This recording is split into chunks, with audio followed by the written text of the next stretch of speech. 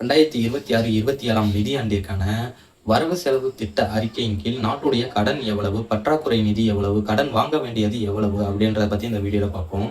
முதல்ல நாட்டுடைய மொத்த வருவாய் வரவுன்னு பார்த்தா 3,50,27,000 கோடியாக இருக்கிறது இன்றைய கணக்குப்படி.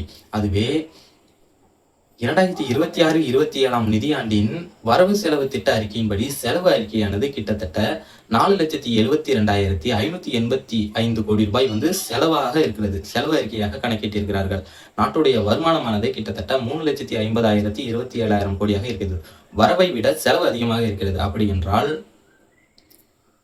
துறை வாரியாக துறைகளுக்கு அதிக நிதி பங்கீடானது செய்திருக்கிறார்கள் இந்த ஆட்சியில். இப்போ பற்றாக்குறை நிதி எவ்வளவு இருக்குதுன்னு கேட்டா, பற்றாக்குறை நிதி வருவாய் எவ்வளவு இருக்குன்னு கேட்டா 55,000 கோடிக்கும் மேல் பற்றாக்குறை நிதி வருவாயா இருக்குது. இப்போ பற்றாக்குறை நிதி எவ்வளவு இருக்குன்னு பார்த்தா, பற்றாக்குறை நிதியானது கிட்டத்தட்ட கடன் வாங்க வேண்டியது எவ்வளவுன்னு பார்த்தா 1,21,000 கோடி இந்த ஆண்டு நிதிநிலை அறிக்கைக்கு கடன் வாங்க வேண்டியது இருக்குது.